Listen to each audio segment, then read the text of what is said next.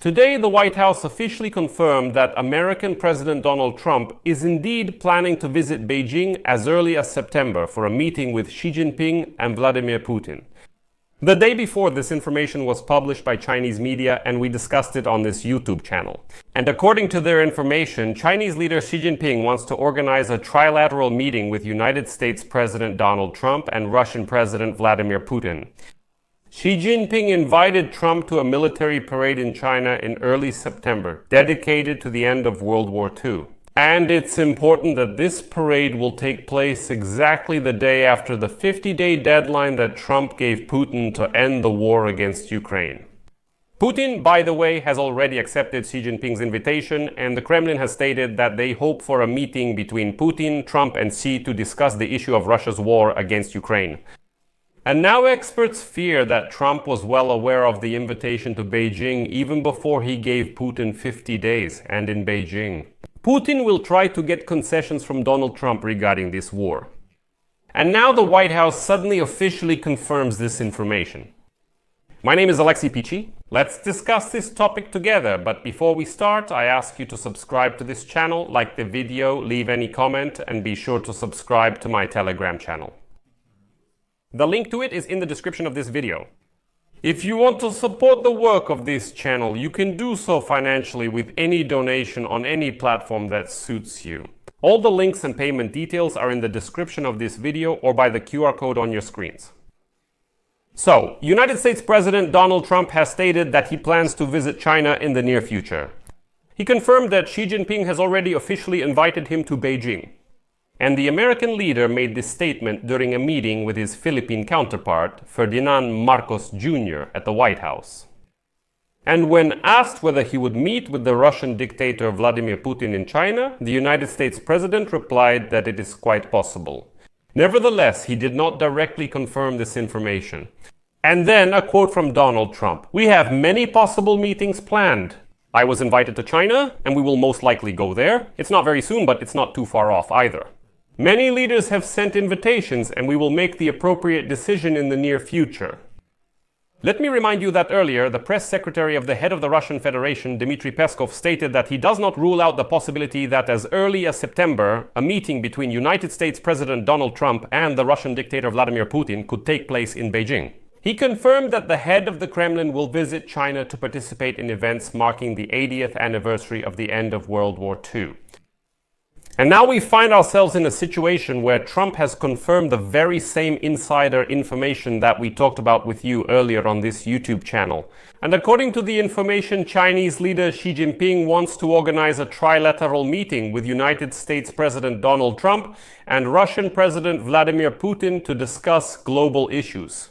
According to the information, Xi Jinping invited Trump to a military parade in China in September this year, and it is expected that Putin, who has already accepted the Chinese leader's invitation, will also attend this event.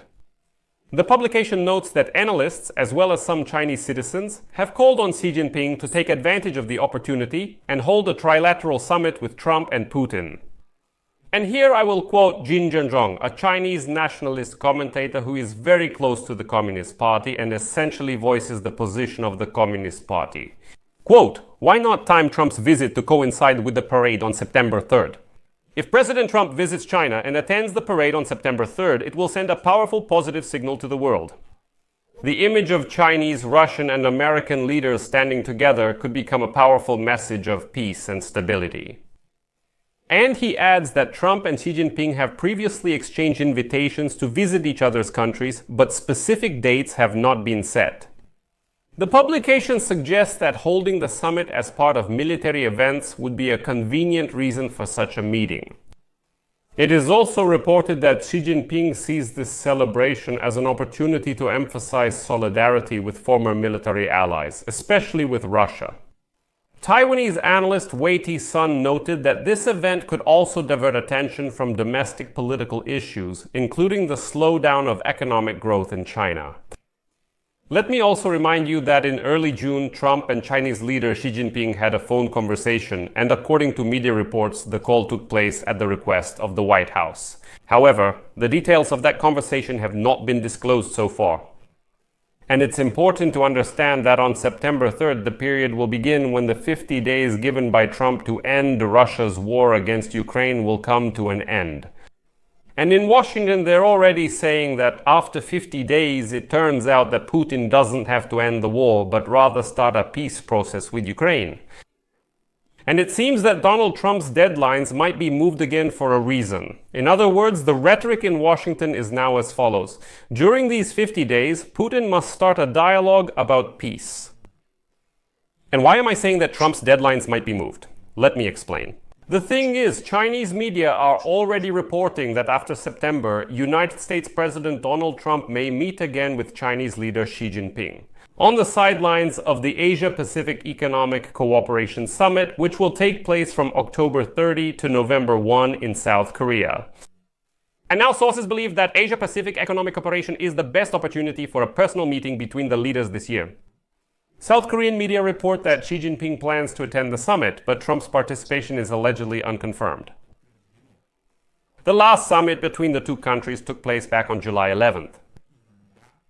At that time, United States Secretary of State Marco Rubio and Chinese Foreign Minister Wang Yi met in Malaysia. And according to them, they had a productive and positive meeting focused on how to conduct trade negotiations. Rubio noted at the time that Trump had been invited to China for a meeting with Xi Jinping and said that both leaders wanted this to happen. In addition, last Friday, Chinese Minister of Commerce Wang Wentao stated that China wants to bring its trade relations with the United States back to a stable footing, and that recent talks in Europe showed that there is no need for a tariff war. But something else is important here. If Trump attends the military parade in China on September 2nd or 3rd and meets there with Putin and Xi Jinping, the latter two may try to convince Trump that the Kremlin is still striving for peace and just needs a little more time. They might say that at the beginning of September, the three leaders could agree to start a peace process in Ukraine. And the results of this process could be discussed by Trump and Xi Jinping at the end of October at the Asia-Pacific Economic Cooperation Summit. And some analysts are already concerned that Trump might give Putin a little more time in September. But today, Trump's former advisor John Bolton voiced an even more radical prediction. According to him, Donald Trump's agreement to provide Ukraine with Patriot missile systems and the 50-day ultimatum given to Vladimir Putin have been described by some observers as a radical shift in the United States president's policy. But in reality, he may simply be preparing to withdraw from the conflict around Ukraine, which could turn out to be comparable to the disastrous withdrawal of American troops from Afghanistan. Joe Biden. And so, as Bolton says, Trump's ultimatum was perceived by the Kremlin and many of those closely following the conflict as, quote, a license to continue unlimited attacks on Ukraine until the 49th day.